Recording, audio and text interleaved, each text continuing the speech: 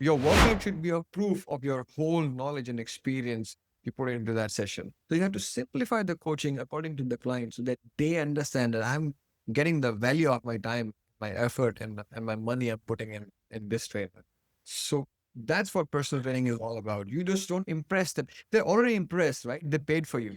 They're already impressed. Now your job is to make their life simple inside the gym and give them a good workout so that they get the endorphin and all the positive effects of the work. So it's very important as a trainer that before opening a business, you should be the subject matter expert of what you want to do. You should be very passionate about what you're doing. Otherwise, don't do it. You suffer.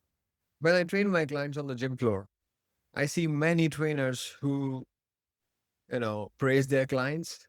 Oh, very good set, and the form was miserable. Yeah. They do not. I mean, there is no need to applaud. If the weight is heavy, reduce the weight. Okay, make them feel the movement, make them feel the muscle. You're not there to, turn them into a power lifter or a strongman. That's not there for. I see so many trainers doing random stuff with clients and hoping that it will turn into something positive at the end of the workout. It's not. Personal training is science. Okay, it's science. You're doing something with a human being. You're not doing something with the machine. You know what I'm trying to say? What if it's go wrong? Mm. Oh, it's a machine. We can replace the part. No, it's not. You're training someone who is 40 plus, 45 plus, 50 plus. You need to take care of their joint integrity. You need to take care that the volume is as such that they can carry out with the rest of the day. They are not athletes. They are people who are running the family, working in jobs, corporate jobs, or probably running their business. So you need to understand whatever you're doing with them has a profound effect on the rest of their day or probably the rest of the week. Laura's still here, and welcome back to High Intensity Business, your one-stop shop for growing your strength training business and fueling your passion for high intensity training. My guest today is Umangg Sain. I'm super excited about this because me and Umang have been speaking for a while, and it's great to finally get you on the podcast. So a little bit of a quick bio on Umang. Fitness trainer, high intensity training coach over 11 years of experience, has worked with top organizations like Ultimate Performance, Fitness First India, and Gold's Gym India, and has been freelancing for the past 2.5 years. Umang specialized in low momentum, slow tempo workouts to help clients achieve strength and hypertrophy efficiently. Great to have you on the podcast. Thank you so much, Lawrence. I'm really happy and really excited to be here and talking to you. It's really a pleasure. I appreciate it. And the feeling is very mutual. It's always exciting to meet people who are passionate about, strength training and more specifically high intensity training all over the world. It was funny actually when we first connected on YouTube, you commented on a podcast like, what? There's a MedX factory near me in India. Like Barwich is manufacturing MedX. Oh my God, this is amazing. And obviously we made that introduction and, you spoke to Egger and I've had a great tour of the facility there Right, and right. and moving forward with ordering some pieces there. And it was great to see that, right? To see you get like, oh my God, I finally got somewhere I can actually source them locally. Right, exactly. And obviously it's just wild, right? You got 1.4 billion people in India and there's like 3 people I know in India who are into high intensity training, or no, 4 people actually. And I introduced you to a couple of those. So I'd love to get into talking about kind of the culture of fitness and strength training in India. I'd love to have a better understanding myself. It sounds like it's a wonderful opportunity in India, It right? is. A huge population. You've got a lot of wealth, especially in, Mumbai, Delhi, Bangalore, those sorts of places. Right. And and a kind of growing awareness about health and wellness and strength training, which we see, across the rest of the developed world as well. Right. And so, yeah, and there's such low penetration. There is such low It is. uh, percentage, or such a low percentage of people actually, who are members of a gym compared Yeah. to, so fascinating stuff. So tell me about, let's start there. So tell me about, from your perspective, what's the culture like for health and fitness in India right now? Yeah. So I'll tell you. according to the statistics, only 1% of the total population of the country is going to the gym. That's very less as well. Okay. And it's mostly in cosmopolitan big cities like Delhi, Mumbai, Bangalore, and Hyderabad, and a couple of more cities. Fitness culture in India is all about either losing body fat, body weight, or gaining muscle. These are the two, primary sectors. But losing is the bigger one. That's for sure.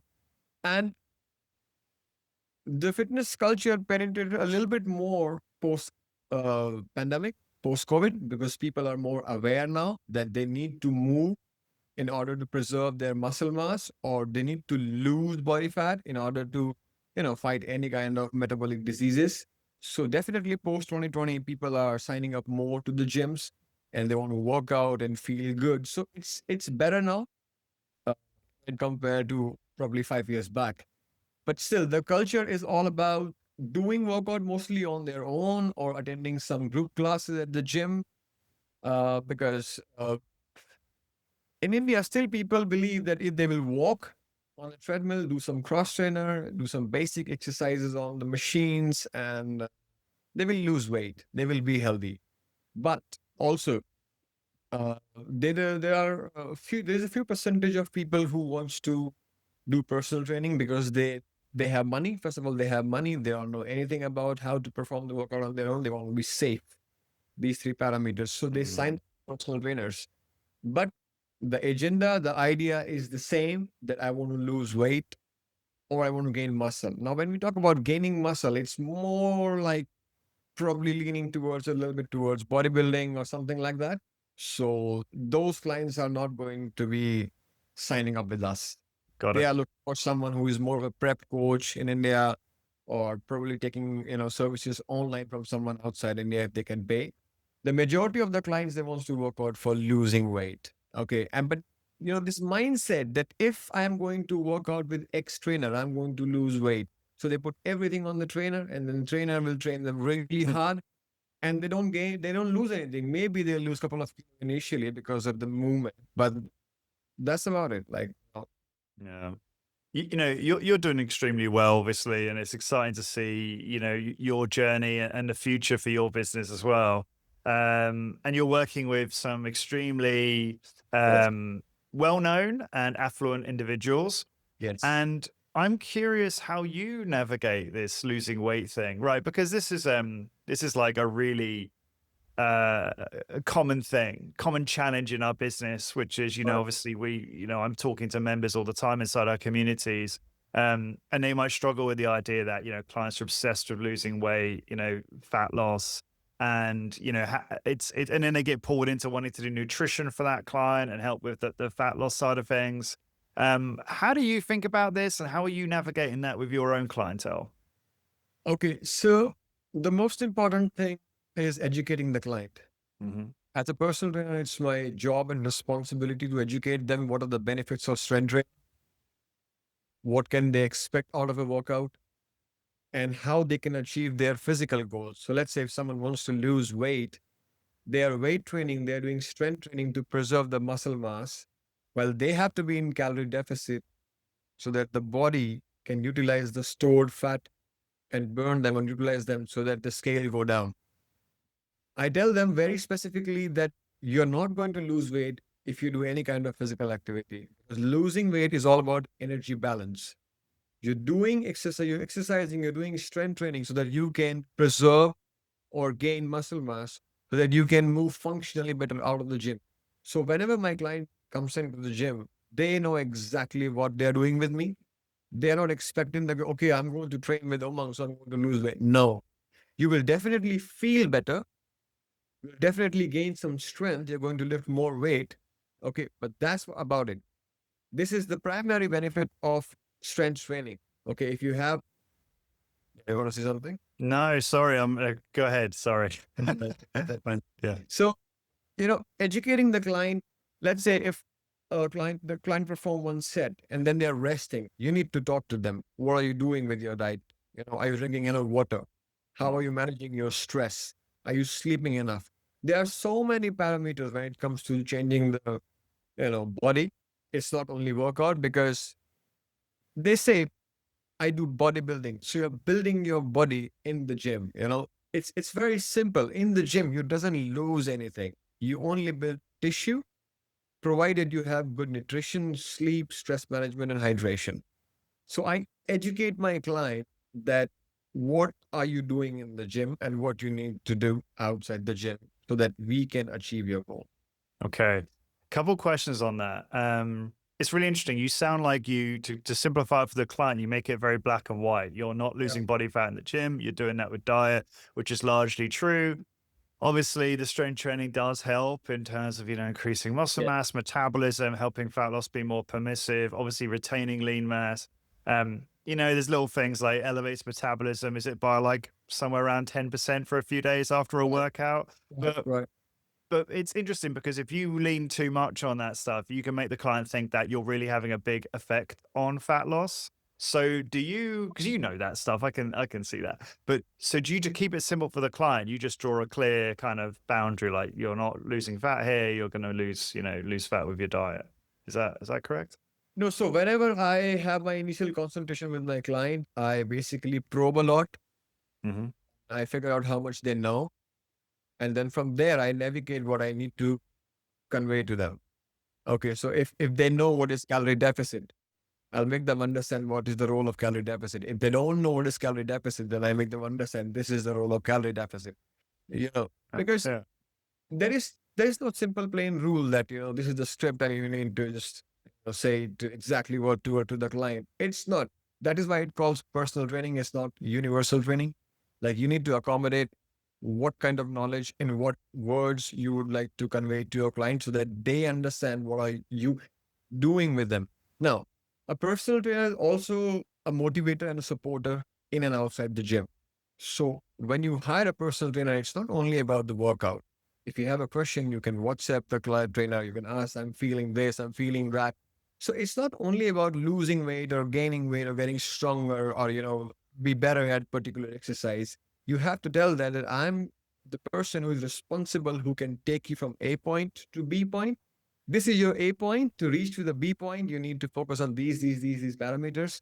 Let's take it one by one, because that gives the client a clarity that, it's not a like day and night situation. That today I start working out and after a week I'm going to lose 5 kilos. Probably if the client is skinny fat, right? Mhm.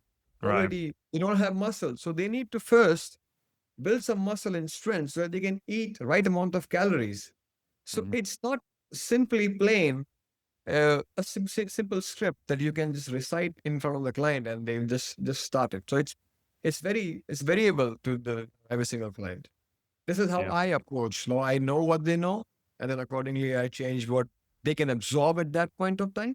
And then every week by week, when I know that they're getting better at understanding what I'm doing with them and where they are as of now, and then I change things accordingly. With your clientele, are they coming to you with a lot of body fat to lose, or actually do they have maybe a small amount to lose? It's more about gaining muscle. Yeah, so 70% of my clients are not very fat. They are overweight, they're not obese. Okay. 30% of my clients, they are obese, like they are like 90 kilos or 95 kilos, Got it. male and female both. So the conditioning, the prepping of the mind is different for both set of clients. Mhm. Someone who's 90 kilos, like I have to literally handhold them, that it will take time. Yeah. You will be hungry, it will take time. And then someone who's on a leaner side, I can go a little aggressive with them because they have less body fat and they can see changes very fast in terms of. And I do a lot of things like when I start training a client, I take their pictures, I take their body measurements, I take their body weight every day. So month by month, I have multiple parameters which I can show my client. Sometimes the body weight is the same, but you're losing from the waist. Sometimes everything is the same, but pictures they have a difference. So there are different parameters from which I pursue the client.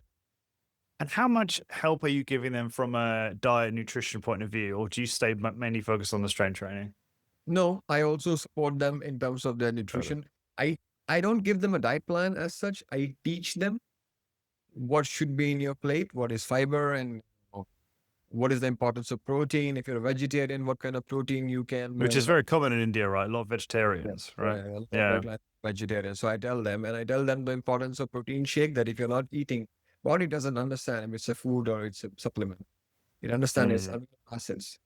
Sometimes you have to condition the mind of the client. Oh, I'm not. I don't. I want to be natural. I don't want to take any yeah. supplements. Not good for my health and all. So I tell them, I teach them that this should be your plate. But if they want a specific diet chart, I I direct them to nutritionists, because then it's a lot of back and forth in terms of the accountability for nutrition. So Mhm. I don't have Uh, that time. yeah, I hear you. You mentioned obviously things have really improved in terms of awareness since 2020, since the pandemic. Um, Right. Is there also a growing awareness? I guess that's maybe part of it in the science, right? In just how better off we are when we have more muscle mass and strength. Just the vast array of health benefits. Is that getting? Is there more awareness around that now as well in India? Would you say? Definitely, there is more awareness in India uh, in terms of strength training, the benefits of strength training, how it can help you live longer, how it can improve your years of your old age, how Hmm. you can do better. Definitely, a lot of doctors and a lot of influencers are talking about on social media platforms about the benefits of strength training. So definitely, there is a surge of importance of weight training in India. That is why we have more clients now in the gym who wants to weight train, because they have low back pain and they know that they sit all day, they have a sedentary lifestyle.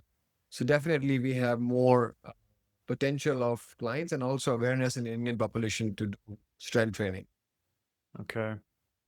You said this thing to me on I think we were talking on school, and I just want to read it back to you. And it's about Yeah. affordability because we were talking about, the appetite for personal training in India. You said the answer to your second question is that affordability is not an issue in India. There is plenty of wealth, but the real problem is that most personal trainers are not up to standard. I'm reading this, by the way, because I think everyone needs to hear this. They For don't sure. focus on clients, lack communication skills, neglect their education, fail to deliver results, and rarely upgrade themselves. I know many people willing to invest in my studio because I'm doing what others are not. After all, I wouldn't invest or open a studio for a trainer who isn't passionate or knowledgeable enough to generate returns. If a trainer can't even communicate properly in English with a millionaire investor, why would that investor put money into them? I just think you've got a great attitude towards like the role and responsibility of the personal trainer, taking complete ownership, constantly improving yourself, and just an obsession with delivering a great workout experience. Do you want Well, to add anything to that? Any thoughts? yeah. So when I train my clients on the gym floor, I see many trainers who, praise their clients. Oh, very good set, da da da. And the form was miserable. Yeah. They do not, I mean, there is no need to applaud. If the weight is heavy, reduce the weight. Okay, make them feel the movement, make them feel the muscle. You're not there to, turn them into a power lifter or a strongman. That's not there for. So when I talk about the accountability of a personal training during the session, it's that I see so many trainers doing random stuff with clients and hoping that it will then turn into something positive at the end of the workout. It's not. Personal training is science. Okay, it's science. You're doing something with a human being. You're not doing something with the machine. You know what I'm trying to say? What if it's go wrong? Mm. Oh, it's a machine. We can replace the part. No, it's not. You're training someone who is 40 plus, 45 plus, 50 plus. You need to take care of their joint integrity. You need to take care that the volume is as such that they can carry out with the rest of the day. They are not athletes. They are people who are running the family, working in jobs, corporate jobs, or probably running their business. So you need to understand whatever you're doing with them has a profound effect on the rest of their day or probably rest of the week. So that is why I take ultimate pleasure when I train someone, because I know what I'm doing with them. I'm training them into a pattern where they can build muscle according to the science. I'm not experimenting with them. Okay. And I'm telling them, okay, we're going to do this. and we're doing this for this reason. So they know my trainer is doing something with me, and this is the result. Probably after 3 months or 1 week or whatever, I'm doing them. So it's very important to convey the message that what I'm doing with them, and I expect this from all of the trainers. But sadly, they're just counting reps and standing there and praising them for bad form. And it's sad to see that they're charging good amount of money. I know trainers are charging good amount of money, but they're not delivering the session.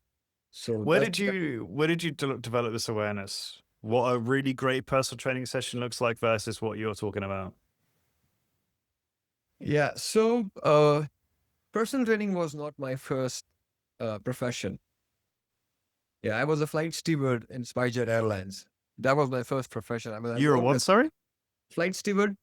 what's Flight flight steward. steward? Okay, Yeah. I was a flight yeah, steward for. That was my first job. Okay, so I learned right, about service industry. yeah. That you, so Just many making a lot good, of sense now. yeah, so many good slogans like if you're on time, you're late. So I'm always before the sessions. Mhm. Always, especially the 6 a.m. session. I reach the gym by like 5:50, 5:45 because my client is coming like this, so sleepy, and I have to be there. Smiling, looking at him. Then he should feel like okay, he's energetic, so I should also pull up my pants and start working out. Okay. Then my second job was an IT engineer. In those years, I was doing my bodybuilding. I was a bodybuilder initially, but I was not a successful bodybuilder because I understood I cannot make a career in this. I don't have a good coach. So then, at the age of 24, I'm 35 right now. At the age of Mhm. 24, I shifted from IT engineering a career to personal trainer. I started with floor trainer. So by then, I have enough experience of IT industry and the service industry. So I know, where personal trainers are lacking, and I did my certifications. And then I got good mentors when I was working in these gyms, Fitness First, Ultimate Performance, and Gold Gym. So I learned from them. And then I was following many people on Instagram and YouTube, and I Mhm. see what they are doing. So I learned over the years that personal training is not about counting reps. It is not. You have to make a plan. You have to change the plan accordingly and deliver the stimulus. And then I discovered about HIIT and superflow. So that changed the tangent completely. Yeah, before we get into your story and what you're doing now, let's talk a little bit about your interest in MedX. We mentioned it at the start of this episode about how you were thrilled to learn about Eggert's facility, his factory in India. It was a 90-minute plane flight to you, which sounds pretty brief. Um, and tell us about that experience. Tell us about the visit to the factory. I know there's a lot of people listening to this who are considering buying MedX from Right. all over the world. And they are probably somewhat aware of Barwich GmbH, which is Eggert Barwich's business, because they're obviously a Right. sponsor of the show, etc. So tell us about your experience going to the factory and all of that. Yeah. Yeah, so I took a 90-minute flight 2 weeks back from Mumbai to Delhi. And then when I reached the factory, the co-owner of the factory was there, Mr. Sunil. He was there, and we had a good 90 minutes chat. He shared his views, how he got into the manufacturing of the machines and, what he's doing with the machines. He owns two uh, physiotherapy clinics in Delhi NCR. So, and Interesting. using MedX machines for the workout routine over there. And then it's a huge factory. They have a good lineup. I have tried a couple of machines. The machines were brand new. They were nice. Resistance curves were smooth. Because I work on a commercial machine, and when you sit on a medic, you're like, this is missing from my life. It was very good. It was very good. The machines were really smooth. You can tell if you understand biomechanics and muscle torque, you can definitely understand that there's something missing in most of the machines, which is not missing in medics, because the cam of the medics is exactly the shape of the joint, whatever joint you're using. It's not every cam is oval shaped. It Mhm. is actually the design of your joint. One of the doctors over there, she told me this. I asked him, well, what is different with medics machine? Then she said that the size, the design of the cam is actually as close as to the joint you're using. So if it's a leg extension, the cam's design is different. If it's a bicep curl, the cam design is different. If it's a Mhm. shoulder. different. And it's very fascinating that Arthur used his mind and, created this legendary machine for all of us so that we can safely deliver a workout. Because when you have a machine which has good biomechanics, you know the outcome. You know what I'm trying to say? You know what you're doing with the client over there. So the factory is big. They have many lineups. They're producing. I think they're exporting around 400 machines per year. Yeah, And crazy. I had a word with Eggert, and he said, my production line is exhausted. We have so much work, and we're producing. And I've seen, I think at that time when I visited the factory, I saw 50 workers working over there. Cool. And the factory manager, he took me around and he showed me the powder room where they paint the machines, and different. I don't know the technical names of the machines and it did uh, bending machine or whatever they call it there. But Okay. the factory was in motion and they're producing a lot of. I saw like 10 abductor machines ready to ship. 10. Oh, nice. So it's a very good visit, and they welcomed me with really warm heart. I exchanged really good conversations with the co-founder of the factory, co-owner of the factory, Mr. Sunil over there. So, and it gives me immense happiness, immense joy that now when I studied a lot about personal training, high intensity training, I discussed my ideas with people outside the country. And now my vision to provide a facility where I can deliver scientifically proven workout, which are safest to the clients so that they can live their life outside the gym in a better way. Because you need a good personal trainer, then you need a really good equipment, and then you need a really good workout. It's a combination of these three things. You Right. need a personal trainer, you need a machine, and you need to give experience to the clients. It's not only about the best machine or the best trainer. If you can't deliver the experience, something is missing. So yeah, the visit was good. The turnaround is really less. So when I spoke to the MedX USA, they said they'll deliver the machine in 6 to 8 months. Oh, Uh, wow. Okay. Again, Yeah. we like 2 to 3 months. Yeah. So it's amazing. It's amazing what Eggert is doing in India because it opens up a new channel for all personal trainers who would like to start their own studio. It does. It does. And yeah, no, it's exciting to hear. Obviously, we were talking about this offline, and I'm obviously a big fan of the US medics as well. But there are some Yeah. upgrades with their good stuff, just in terms of the way they function and look, and there's some specific like details. If anyone listening to this is interested in learning more and seeing the some photos of the factory, and getting just a visual on everything that Umang was just saying there, come and join our free school group. You'll see a link on the screen. It's school.com/HIB-free. And when you click that, you can just search Barwich or DM me. And there's a post which has like all the information and loads of photos so you can see the factory. And it's so cool because you can see just the scale of, machines that are being built. And obviously there's information about pricing and brochures and inventory and all that stuff as well. So go and check that out. There'll be a link in the description as well. Or if you just want to contact Eggert directly and start that conversation and learn about what they can provide, just email info@medxonline.de. And again, there'll be a link in the description. So there you go. So exciting times. And you know what? Are you comfortable saying what you're looking to order in the first instance, Umang? Yeah, so we're looking to order 13 machines to start with because as far as I understand the population of India, the people who are going to work out with me, they are really not excited to work in a very small studio, like very small studio, like probably how you call it, a garage studio in USA with 5 machines. That's not very exciting for Indian clients. They like to see some machines.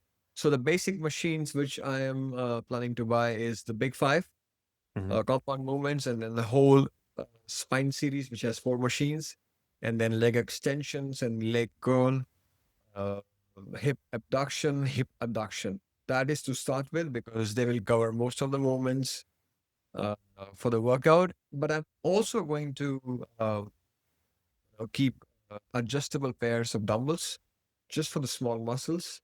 Nice. Uh, for the clients who can stabilize their body and do some arm curls or probably, like tricep extensions. If that's the goal, that they can do it. If they still have the energy after exhausting everything in the compound movement. So because I understand that, I don't have all the equipments. For example, I don't have a lateral raise. Okay. So something to move the hands to the lateral side of the body. But if Mhm. I have 2 kilos or 2.5 kilos dumbbells, and if I see the need of adding one set of lateral raises, so I can use that uh, dumbbell. Although the plan is to again add another machine when the studio is running successfully. But till the time, it's not the wise decision to spend a lot of money on bicep curls in the first stage. You know, so the first set of machines is these 13 machines planning to buy. Yeah, yeah, yeah. And then eventually you probably get yourself the MedX lateral raise anyway, eh? Because as of now, I'm training a couple of clients. They have this shoulder impingement, so they can't Mhm. raise their arm overhead. So if you have something where they can just do some lateral raises, it's a huge win to train Yep. their deltoid. Because as we know, we still have the chest press, but it doesn't engage the level of muscles you can engage in lateral raises for the shoulder specifically. So it's a good idea that if you have the budget and money and the space in the second phase, you should add lateral raises because, for example, someone has a shoulder injury, elbow injury, my bad, and they won't train their shoulder. Right, Lateral right. training is going to help them, right? It's a good investment. It's not like that. Same with Yeah, right. row. Because the lateral raise of a dumbbell will put some strain on the elbow, whereas yeah, the MedX lateral raise really isolates it. Yeah, interesting. Just to explain for people who aren't familiar with Big Five. So what Umang is saying when he says Big Five is chest press, overhead press, seated row, leg press, and pull down or torso arm. Uh, the spine series. What machines make up the spine series?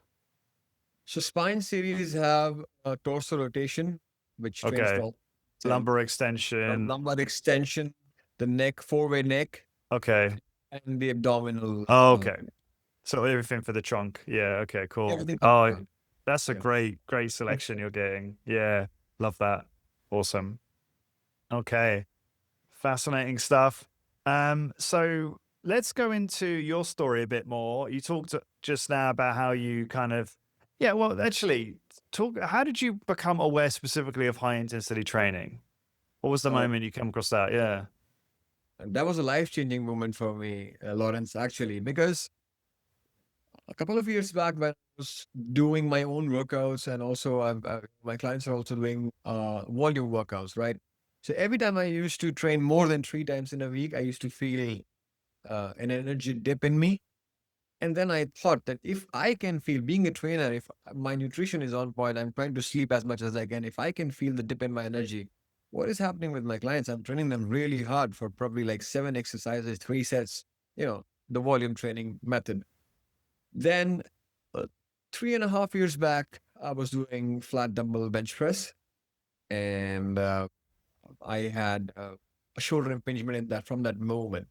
And that aggravated to a level where I was unable to lift my arm overhead.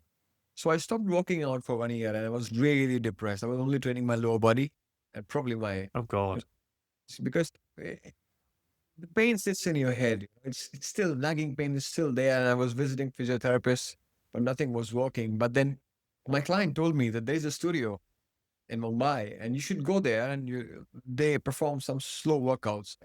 It's amazing. Oh yeah. This is the one you shared with me on Instagram, isn't it? Yeah. Right, right. Extremely successful studio, you said. Yeah, yeah, yeah.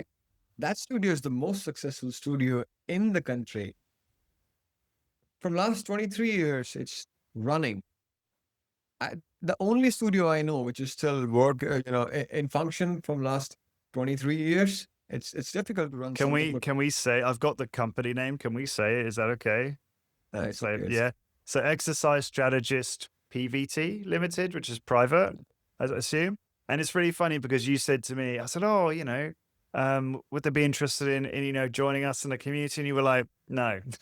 They're extremely like have no website. No, it's the same old story, right? Of like, There's no presence online, and yet they're bursting No, at the seams, doing very good revenues. Yeah. very good revenues, and he's very well known in orthopedic doctors community.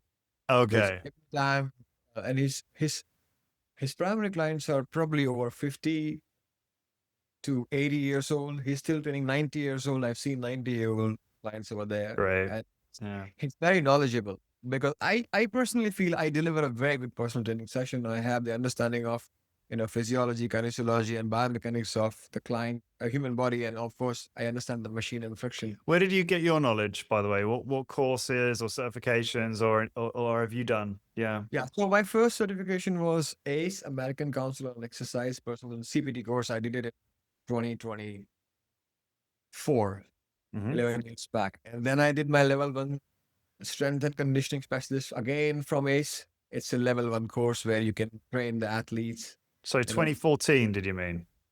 2014, my Yeah. bad. Just you're 2014. okay. You're okay. Okay. Yeah. Ace. Yeah. Go on. 2014. And then I did I did my strength and conditioning level one certification. And then I did many in-house certifications from Fitness First. They Okay. teach a lot about anatomy and physiology. And I read books on kinesiology, s- you know, uh, uh, which are available easily. And I follow so much content on YouTube and Instagram with someone explaining. And when I did my certification, there is a chapter of human anatomy, and I literally, remembered every single thing. And the good part about my certification, which I feel I'm blessed, the teacher who was teaching back then was a physiotherapist. So now today in India, I can open a facility and I can, tell people, okay, pay me X amount of money and I teach you the entire course, right? Back then, 10 years back, my teacher was a physiotherapist who taught me. So he never taught me bicep curls. He taught me elbow flexion. So there's a difference the way he taught back then. So then I understood this thing. And then I experimented a lot on my own workouts and what worked for me, because it's very important to know what is working for you. Otherwise, you will never be able to figure out what is going to work out on your client, because there are so many templates online. It's an epidemic of extra information. Every time you go somewhere, someone is saying this, you do that, but you have to understand what is working on you. If you can train your own body really well, if you understand the movements, what are the targeting, what is the fatigue level of that movement, you can then calibrate the same to your clients. If your client is doing burpees and you're not doing burpees, then it's a mismatch.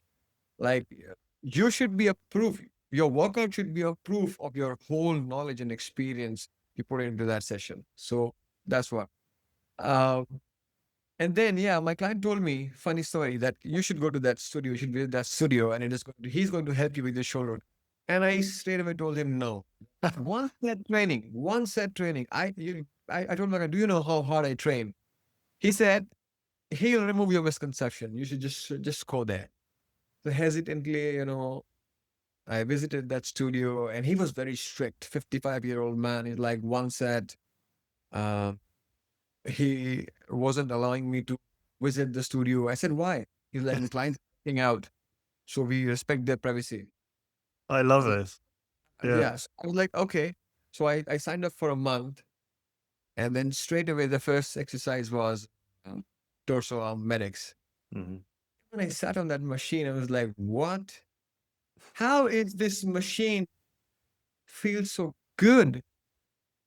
Where is the friction? Why my lat pull down is not like this? Before we go any further, I just want to quickly thank our sponsor, Barwich GmbH. Building a successful strength training business requires top quality exercise machines and a reliable source of spare parts. Sourcing MedX machines, known for their exceptional design and performance, can be challenging, often leaving you dependent on the secondary market.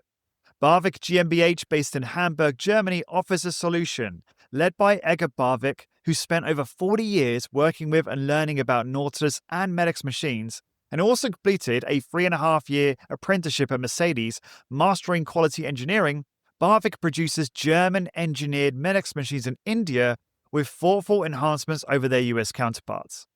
Barwich machines are trusted by happy customers all over the world. including members of the high intensity business community. They're even being supplied in large volumes to major fitness brands like Keiser Training.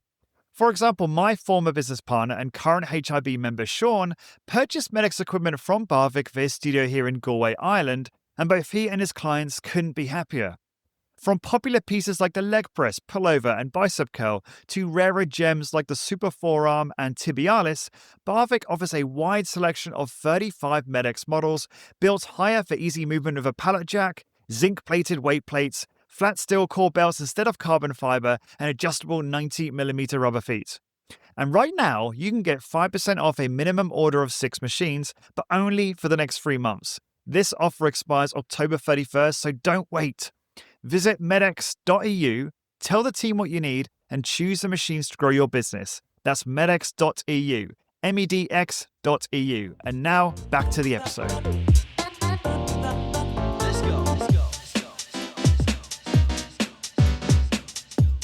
And then not only MedX, he has Renex, Mm. designed by Ken Hutchins.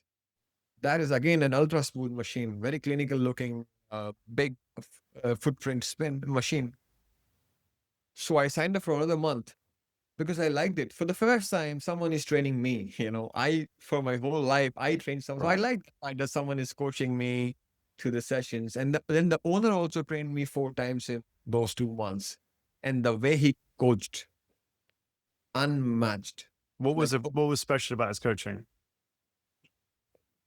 so when we coach a client, we have to understand how we can cue the coaching to improve either the focus of the client, either the movement.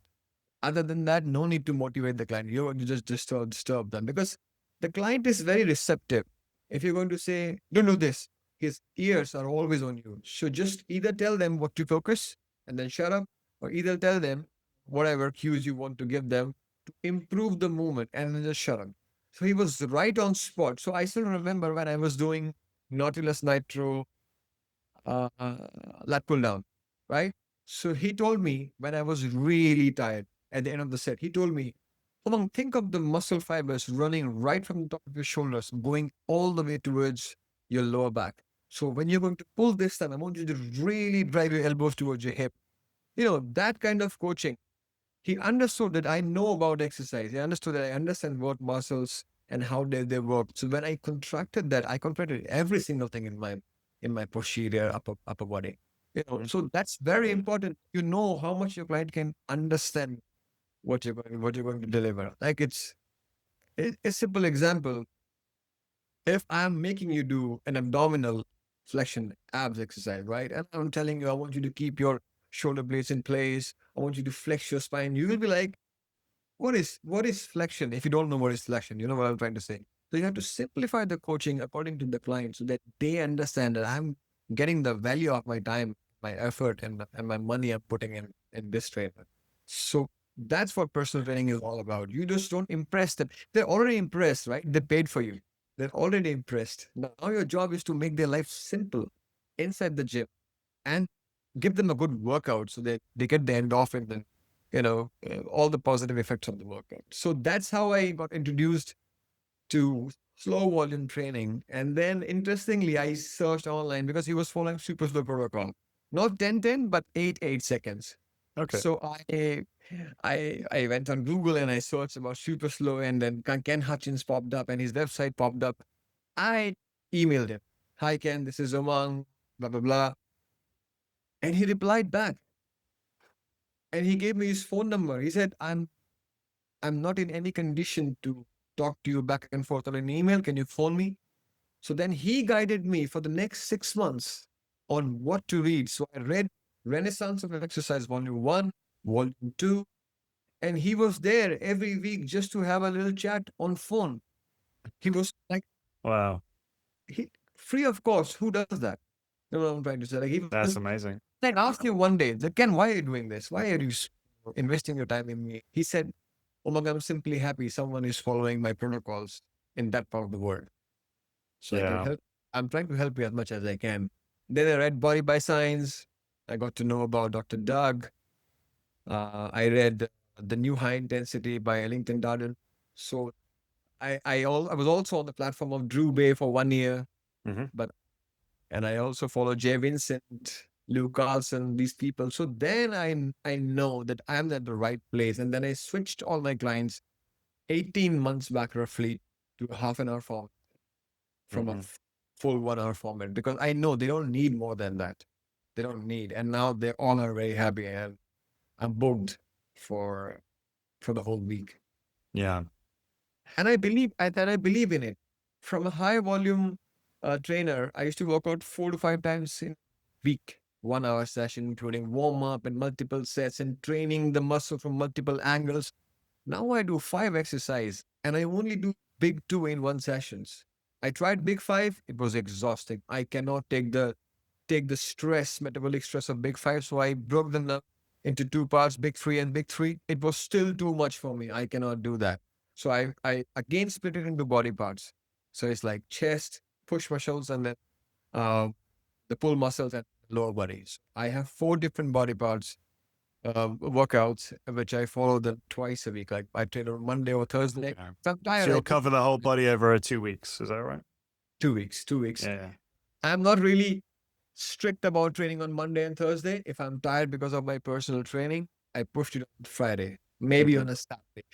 My goal is when I'm going to work out, I'm going to really train hard. Mm. So I super compensate the recovery. I don't have this fear I'm going to lose my strength or my muscle mass. Every time I get into get on to leg press, I actually add some kilograms over there because there's no stiffness around the hip joint, there's no stiffness around the ankle joint, there's Hmm. no anywhere. I'm fresh, I'm sleeping well, so I can hit the nail hard and then move on and rest for 3 weeks for the leg press, and then it's it's actually it's actually amazing that how they taught us to work hard every day. I call this laborer's job. Like, why do I have to spend so much time in the gym to improve my physique when I'm spending less than 30 minutes a week? Yeah. And it makes more sense to people who are about 30, 35, 40 because they have a family, they have a business or job. Yeah. Maybe you're young, you can do. I'm not against volume training. I'm not against. I love volume. If I feel I need a second set, I will do it. But I don't Sure. do it because I exhaust all the target musculature in that particular set. So that is why, and it's also very time efficient. Time is everything. You take some time to drive to the gym, then you go and work out, come back. Now you have a lot of time to spend time with your family, read a book, educate yourself more. So that's the biggest barrier in at least the US and probably the rest of the Western world at least. Right. Perceived lack of time. Is it the same in India? Of course. So my Yeah. clients are super busy. They're billionaires. Yeah. Right. They, they have offices all around the world. They sleep less sometimes. They're traveling half of the time. Yeah. So if they are investing their time, because they are high achievers in life, okay, and they are very smart. They understand if I'm trying to make a fool out of them, okay. They run companies of thousands of people. They are angel investors. They invest in companies, so they are not stupid people. They are well-read, well-educated, well-traveled folks. So they can understand the value of working out right in the right amount for the right time. So we're talking about the volume and the duration of a session and what they can achieve out of it. If you're genetically gifted, you can train more. By all means, try 3 times in a week. But I think twice in a week hits the right spot. If you're too busy, once in a week is still fine. But for me, as far as I have experienced, twice a week hits the right spot. So that Got it. you still want to go to gym. Sometimes when you don't go to gym for a longer period of time, you don't feel like going there because the Right. inertia. Let's say Yeah, I hear you. you have other commitments, so the gym goes to a back seat. So I feel twice in a week is still the sweet Yeah. spot whenever you Yeah. can. Yeah. Interesting. You've definitely got me thinking about my own workouts. Um, I know we talked about this a bit earlier about the cultural difference. I'm just really fascinated by this based on what you were saying there. You and I were saying that, for a 30-minute session, you're doing $45 a session, and that's like Right. pretty damn good Right. right now. And it sounds like it'd be difficult to charge more than that. I don't know, maybe you can correct me. What do you see when you listen? Obviously, you listen to loads of my podcasts, so you probably have a good idea of like what the cultural differences are in the US, let's say, versus Right. India. Can you Right. speak on what is the difference in your mind? Okay. So the biggest difference which I can see is the awareness of strength training Mm-hmm. and the importance of hiring a trainer. Okay. And in US, so India basically follow the Western culture. So Pilates were there for a long time. Now India is all about Pilates. You know, we have multiple Pilates studios opening everywhere. So you find they're like a step behind. Yeah, That's we how are. I feel about the Europe and the US as well. I always felt like, I always remember going to the US when people were started wearing AirPods, right? And I Right. think I remember in Ireland, I was like, I felt kind of cool because I was like the only person that had these things, and I wasn't doing it to be cool. I thought they're very practical, just to clarify.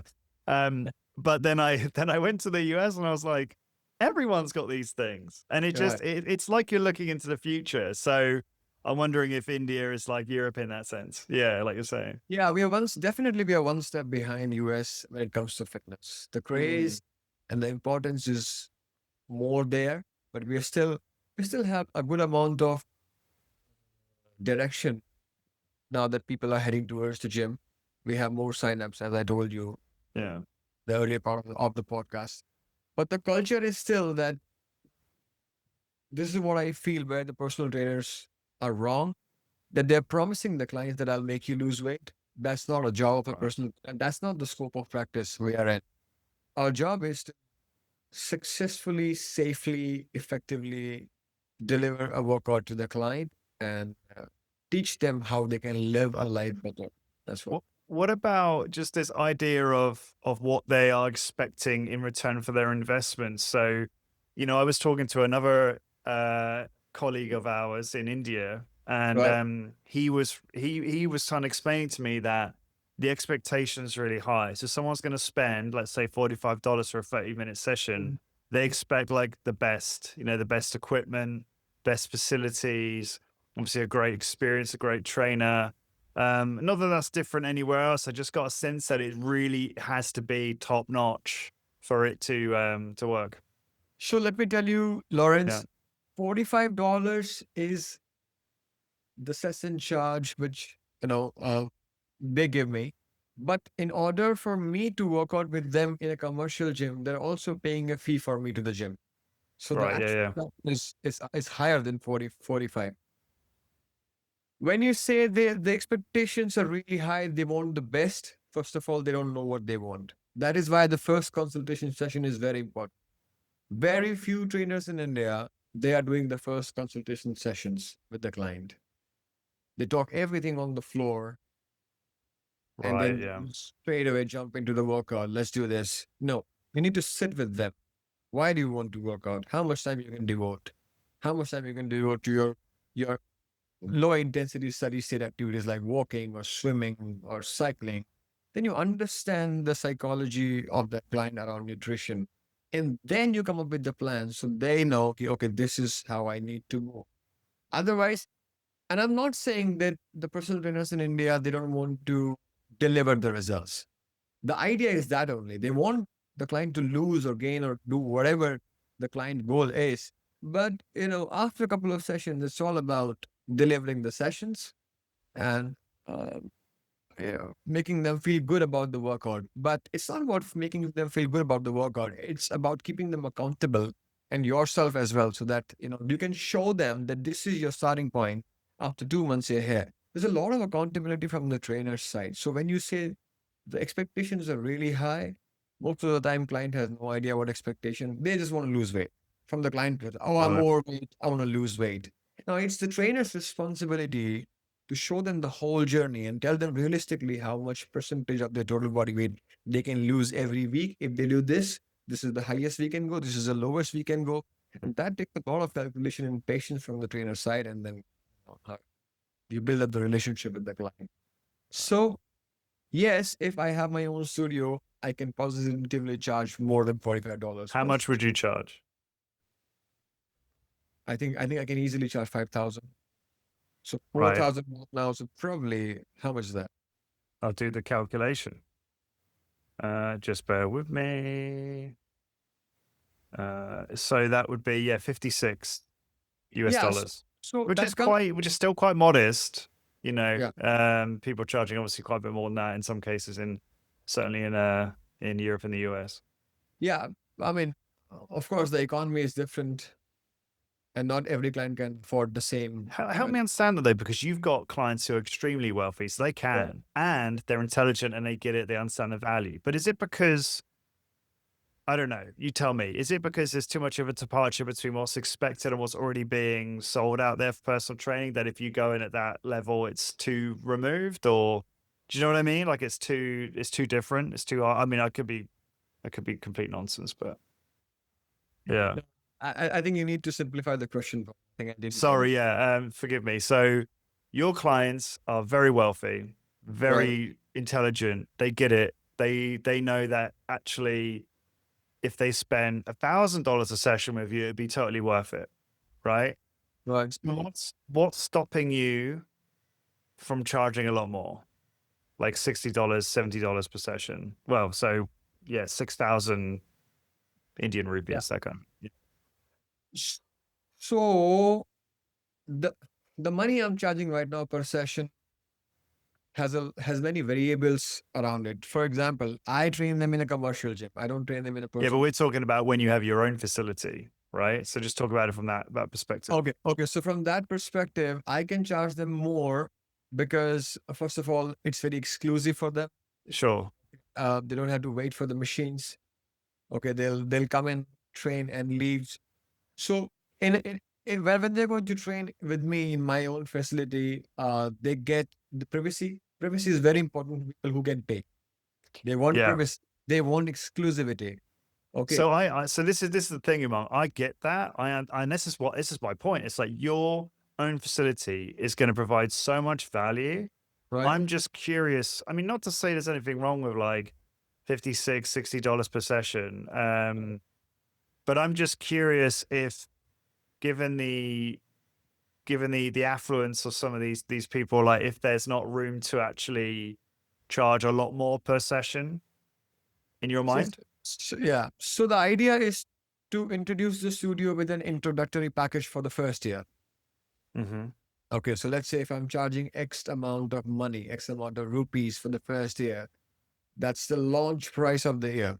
Okay, in that price, we're going to bring more awareness. We're going Got to it. do marketing. We're going to deliver the results. We're going to build the brand value. Okay, and then from second year, we're going to ramp up our prices. My idea, my thinking is that first I will provide the value of the money the client is putting into the session, and once we achieve that goal, then from next year I can increase the price. Understood. Makes sense. Okay, cool. It's not about buying medics. Oh, I have the best machines in the world. I have the best trainers. It's a mix of everything. They should feel valued in the studio. They should get the results. Results is Sure. the most important thing. Medics is a tool. Yeah, yeah, no, I fully agree. But it's the culmination of everything. It's you, it's the space, it's the way it makes them feel, it's the Right. machines, it's everything.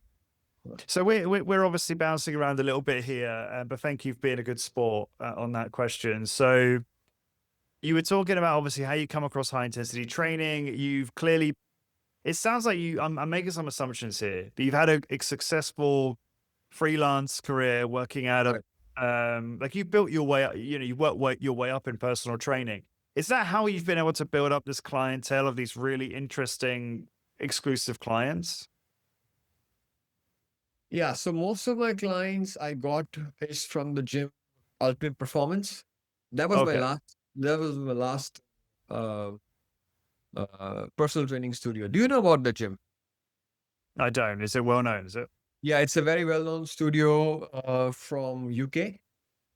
All right. So it's in Mumbai. They opened right after pandemic, and I was the senior trainer over there, and they were charging 7,250 rupees for 1 hour. Can you calculate that? 7,250 rupees per hour back then Yeah. So in 20, 82 US dollars per hour. $82. And that's an introductory price for a junior trainer. They were charging Oh, wow. 9,050 for me per hour. Okay. It's over $100. Yeah. or $100 for 1 hour. So Hmm. what I am charging right probably $55 for 30 minutes. So the prices are, Yeah. at par only. So I got my clients from there. I transformed many clients in that studio in my, eh, Do you know what? I just think this is fascinating. I think what you're doing is so different yeah, in Mumbai, and you are literally, I'm sure there's more than four. That's just what we know. I'm sure there are more, right? I'm God, sure it's there 1.4 are, billion people. They got yeah, at least, at the very least, people that are into it, who train themselves, like Karthik, who I don't know if you know Karthik. I think I shared his profile with you. right. People like that. But like what you're doing is so different that I just think it gives you the ability to price so much more, like much more than potentially what we're talking about today, because you can't be compared. You have Yeah, nothing to compare you to, no, right? Unless unless you open up locally to the person you mentioned earlier who introduced you to strength training, helped you cure your shoulder, right? And in which case, he's yes, not it might going be to quite expand. similar. He is not going to Right. expand. Well, No, that, then it's a moot point, right? But what I'm saying is like, I'm just curious whether you could actually start with a much higher price point than you think, given that you're so different and it's so hard to compare to anything else. That's just my thought there. no, Yeah. this is very interesting, Lawrence, because I think you have spoken to many of the HIT promoters all around the world. What do you think should be a session price for 30 minutes? What do you think, according to what you know from other businesses? It's like, well, it's impossible to Knowing that what I say. can deliver, knowing that what I can deliver. Yeah. Um, well, the answer is I don't know, and that's why you have to test, Yeah. right? Yeah. You have to go with something. So pricing's so subjective, right? One approach is to take the most. This is just one approach. I'm not saying it's the best one, but it's to take the most expensive um, personal training premium offer that you know in India, and let's say that, yeah, you've kind of already said it actually, and let's say that's $100 an hour, right? Yeah. So 9,200 rupees. I'm learning the conversions. And then you essentially um how would I say this? You would price, okay, this is just a stab in the dark. I Mhm. think you could potentially sell sessions for like $80 for 30 minutes. Yeah. Yeah. So what's that? That would be 7,000 rupees for a 30-minute session. Yeah. Which is expensive, but it's still less than an hour at ultimate performance, and your clients are going to understand that they are saving so much No, if time, so it's more valuable. if I sell it at 7,000 rupees per session of 30 minutes, in the community I train clients, I'll be full in 6 months. It's it. This is when you said, this is when I told you there is no dearth of wealthy people in Mumbai. You know. Okay, so that confuses me then. So you hang on, you're saying if you opened up at that price point, I said, so 7,000 rupees for a 30-minute Yeah. Yeah. session, Yeah. Yeah. which is more than what you were saying, you'd be Yeah. full. Yeah. Great. So Well, yeah. what am I So missing there? no. So one estimation of deciding your price point is how fast you can recover your rent. Hmm. So let's say if you're charging 2.5% of your total rent, in the first 40 sessions, you can get the rent of your studio. And after for first 40 sessions, it's your profit. You know what I'm trying to say? Like I you're understand. paying so that's what. So anywhere between 2.5 to 5% of your total rent, you can price your studio. Why does it have to be based on that? This has turned into an interesting call now. Why does it have to be based? That sounds arbitrary to me. Pricing can That be completely unrelated to that. Go no, ahead. it's of course. This is the this is the idea shared with me by Dr. Doug. Oh, I see. 2 days back only. It's very fresh in my memory. But my price, 5,000 rupees for 30-minute sessions, is not from this. Is what I feel can be a good starting point for the first introductory year of the studio. Yep. And then we can increase the price to probably $80 or Got 70. it. Got it. Yeah. Because in Yep. India, people are still paying. I know a trainer. He's from UK and he's charging like 14,000 rupees for 1 hour, and he still have clients. So Okay. Exactly. it's not like that you don't get clients. You have to do the right marketing. You have to pitch to the right people, Hmm. and then you should be confident enough to deliver the workout for that amount.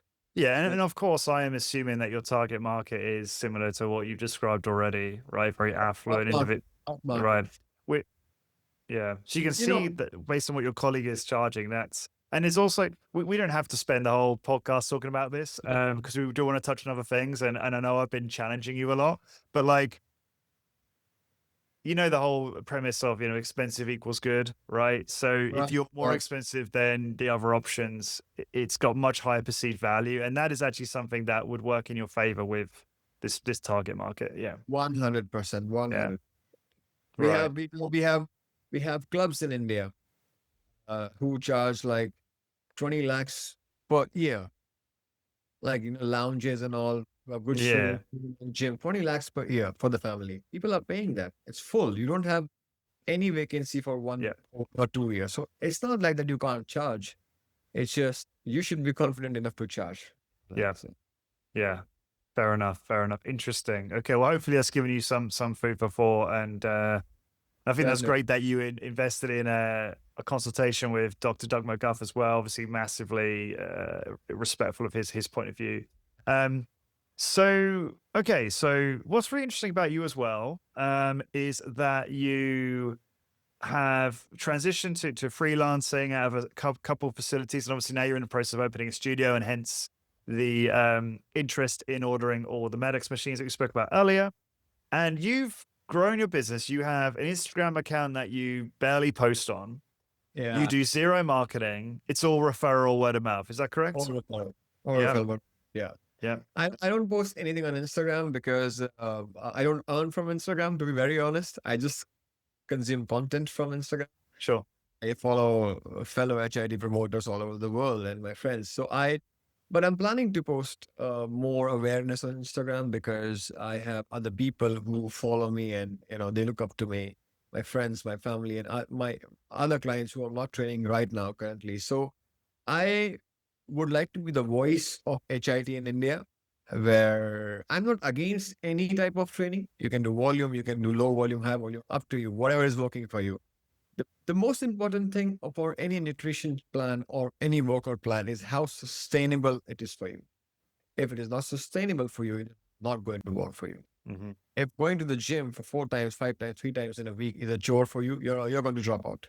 You're not going to work out. So it's how you can make the life of a client easy and deliver the same amount of result with scientifically backed up workouts. So that's what the whole phenomena is. That is why I love HID. That is why I love this way of protocol. It's safe. You're not hammering the joints again and again. Yeah, so many other variables that why I prefer this type of training over um, Yeah. the volume up based approach training. And you got a pretty ambitious vision, right? So what's your time scale for the studio, roughly? 4 months. 4 months, is it? 4 months. 4 months. And then you've got goals to expand nationwide is the goal, right? Definitely. Yeah. I would like to open a premium niche personal training studio, which is again the same word I'm using, scientifically backed up workouts and provide exclusivity to the clients. Hmm. Understand the value of 30-minute session. See, not everyone in India, I will specifically talk about India, right? Sure. People don't see the value of, they be like, how can I get results in 30 minutes? And you won't sit there to explain this to them. You know what I'm trying to say? People who are well read, high achiever in their life, they understand the value of time. And if you have a protocol and if you have that client and if you join them, then you have a client for the rest of your life because they understand how much time they should invest in anything. They're investors, they're doctors, lawyers. They have busy lives. They understand the value of time and they understand if I'm putting this much amount and they can see that they're lifting more. You have to show them what they're doing, what they were not. I mean, in a volume based training, you probably spend less than a minute for 3 sets, right? Yeah. 20 seconds, 20 seconds, 20 seconds. The more you reduce the repetition, the less time you're going to spend in the set because it's heavy and you're definitely not controlling the weight. It's on an Yeah. eccentric base, right? And here you're probably lifting 90 seconds to 2 minutes in one set. So you're actually doing more in less time and you're safe. Safety is important because if you're training older clients, you need to be very careful. One injury and it's going to ruin your reputation as a PT or as a studio. You have to be very careful. Someone old or frail or new to the workout, it's not about pushing the client, it's about training them. Intense training and hard training, they're different. Hard is a very novel word. You need to make it intense, but at the same time, it should be safe for the client because that's what they expect out. The first quality of a personal trainer is to deliver a safe workout because you don't know how much water they had before the session, what's their sleep cycle, Yeah. what mood they're in. So you need to, account all that in and then deliver and see how they're performing in between the sets. That's what create I that's what created the magic for me in the personal training. I'm like their therapist. I don't talk much between the sessions. I talk only about the sessions. But they know, okay, I'm going to train with Umang. He's going to take, I don't have to worry about my programming. I don't have to worry about my how I'm going to do it. He's going to coach me and I'm going to lead. So that's what worked for me. It's more than I don't count reps. I don't know how many reps they do. Yeah. Your passion is palpable and you're so well read on this now. You have such a strong understanding. It's really impressive. You're so passionate. I mean, I'm asking you some questions and you're going off on tangents about fitness and the science of training, which aren't even Yeah. related to my question, but not in a bad I'm way. so Like it's sorry just about that. no, It's no, no, like no, no, so no, much no, to no. say. No, you're so passionate and it comes across. And it's you get it. I think it's what I'm trying to say. You really get it. Like you really understand what it means to deliver a great workout experience. Right. I feel like you've downloaded everything that Luke Carlson and Pete Surqua have said on the podcast. Like, 'cause that's what those guys are always going on about because the workout is very much to marketing. It's very much the key to growing this business. And you really get it. And you're just clear to me like you want to invest more there. You want to continue to sharpen the saw and hone the craft of training. Understand how you can deliver even more value to your clients. It's cool to see. What else was I going to ask you? Any thoughts you've got that you wanted to share for the audience out there who are maybe in a similar position to yourself? They want to start a high intensity training studio.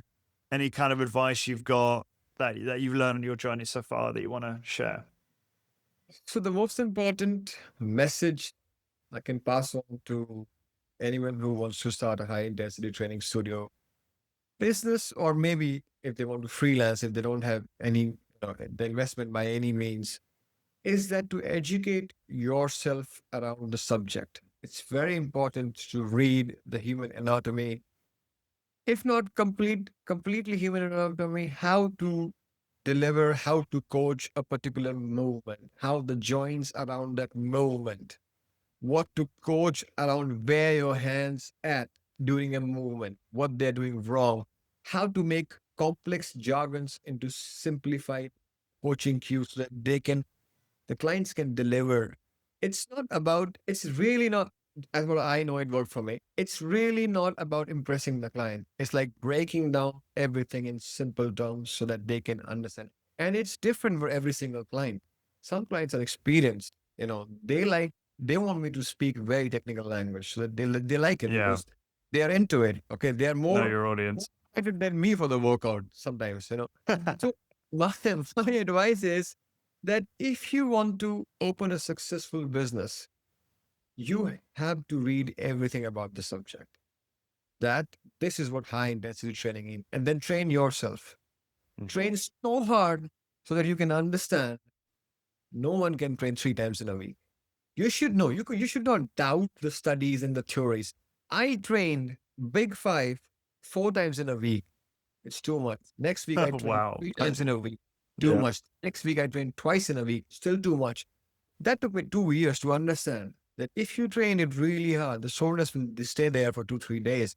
You can feel your muscle is still recovering. When you drive a car, when you take the plates out from a machine, you can still feel that the lats are sore.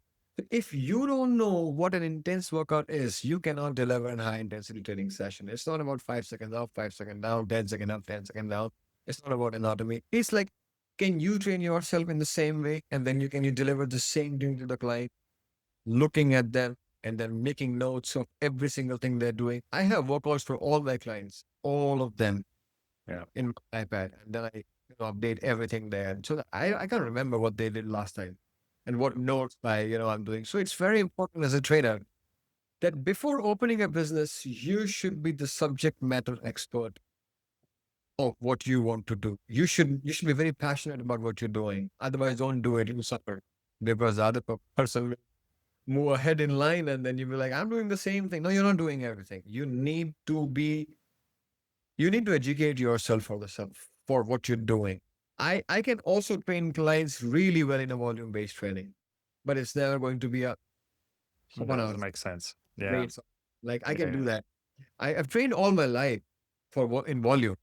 For the last 3 years, I'm training fairly low volume, and then I understood. Did I start with straight away two workout sessions a week for myself? No, I did 4. It's in my head. How can I Yeah. build this amount of muscle in 30-minute sessions twice a week?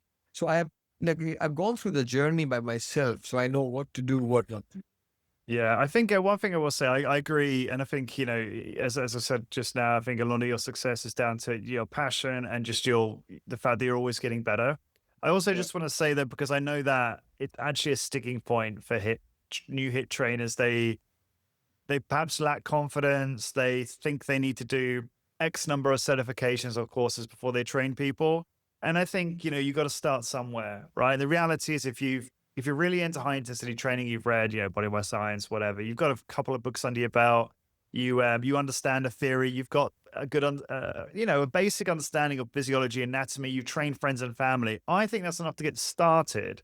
But the point is, and sort of bridging the gap there with what you're saying, is to then be on a path to keep getting better, right? Keep taking courses, doing certifications, reading, and observing and getting feedback from clients. And I'm actually meaning to do a short video or content about this because I don't want people to think they can't get started unless they're like absolute experts, like Umang level experts. Like you don't need that to get started. But obviously, as you get better, you're going to get better clients. You're going to be able to charge more, etc. You're going to make more money, and you're going to be able to help people even more. So you want to just there's that kind of like trajectory you want to kind of work towards. Go ahead. So after reading Renaissance of Exercise Volume 1 and 2, I applied the theory Right. into practical. Then I read Body by Science. And last week, I finished my super slow level 1 certification from a studio in US, Super Slow Zone, if you know them. Yes. So it's the first super slow. Hang on. So they're still doing that. They're still doing those certifications. You were able to do it remotely? Yeah, initially the plan was to collaborate with them and get a franchisee to India. So I'll see. speak to them from last probably more than 1 year. But then I requested them that if there is any chance they can remotely teach me. They decided to teach me remotely because I already knew a lot about the subject. I'm not a fresh trainer for them. Sure. So that is why they decided that they can provide a mentor on Zoom. And I read everything on my own. But then I cleared my doubts with them. That's the deal. So they said that because we don't have to teach you from A, you're already at MNOP, whatever. So we can help you. And so I just finished my super slow certification level 1. I'm still reading. I still want to read more, and then so that I can be better. I'm the only super slow certified trainer in the country. Yeah. I feel Just better think about of the gap as you keep progressing between you and like most of the other personal trainers there, you're going to be so strongly differentiated. One of the key factors why I'm so motivated to start my own chain in India is that I want to build a platform for all the educated, enthusiastic, and talented trainers in India. Mm. They can earn more money. I don't want to be the only Umang in the country. That's not the goal. I want I, everyone yeah, earn a lot of money, to live a better life. And I want the future generation to think personal training as a mainstream career. It's a very good career. It's a $1 billion industry. It's not a yeah, time pass job. You're you're improving someone's health. You're adding life to someone's year. So that's what the whenever I'm going to start my own studio, I want to hire trainers. I want to nurture them. I want to give them everything I know so that they can flourish, they can do better. And when the company grows, they can also get better positions, better payouts. And then how this is how I want to go. I don't want to do it all alone. I want to of do it course. only by myself. That's not the goal. That's very You'd struggle to be a nationwide hit business doing it yourself anyway, Umang. So course. I just cannot do it. I just can. awesome. Well, look, thank you so much for making the time. This has been a lot of fun. We bounced around a lot of topics. So if you would like to, for those listening and watching, if you'd like to connect to Umang, he is on Instagram only currently, and you can just search Umang. That's UMANG Sain on Instagram, and we'll link that up probably on the show notes on the blog as well. Umang, thank you so much for making the time. Stay on because we'll talk for a little bit after this. But yeah, really appreciate you doing the podcast today. Thank you. Thank you Thank so you. much. I'm really happy and excited. Thank you. Awesome. And this is Lawrence with High Intensity Business. Thank you for listening, and we will talk to you very soon.